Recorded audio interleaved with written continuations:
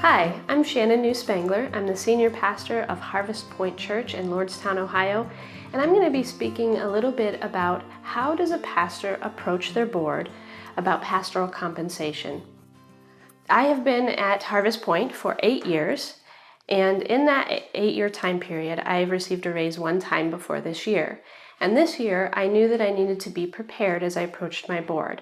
And so I started preparing and started researching and started talking to other pastors way back even in 2015. And as I prepared, I talked to people at Servant Solutions and I worked through some pastoral compensation workbooks. And then in June, I told my board that I was going to be asking for a raise as we do our budgeting in November. And so I wanted them to be prepared that there was going to be something happening. So I asked for them to start praying about it and considering my raise as we approached that day.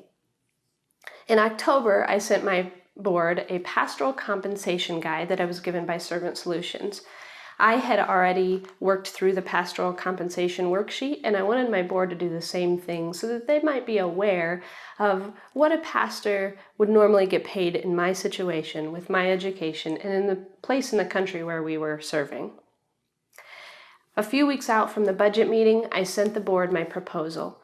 Within the proposal, I had a list of my ministry accomplishments, some highlights from what I'd done at the church, and some personal achievements, including things like the fact that I had become part of the governing board of the state of Ohio in the last few years. Those things are important for your congregation to know and to remind them what you've done as you've been their pastor. Also within that proposal at the very end was the actual financial proposal that I was requesting. And I asked my board to be praying over that proposal in the next few weeks as we came to the budget meeting.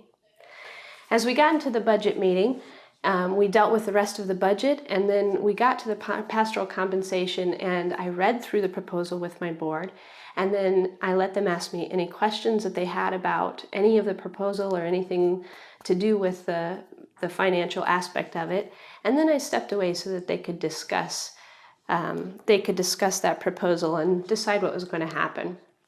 My board did end up accepting my proposal as is, and we decided that in the future we would work on a cost of living adjustment, or a COLA, rather than waiting so long for a raise. As I think about the principles that I used in approaching my board, the first thing that I would say is you need to advocate for yourself.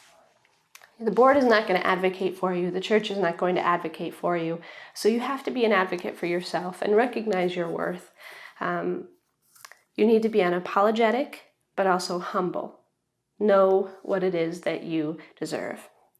The second aspect, or the second principle, is that you need to know your stuff. You need to be prepared.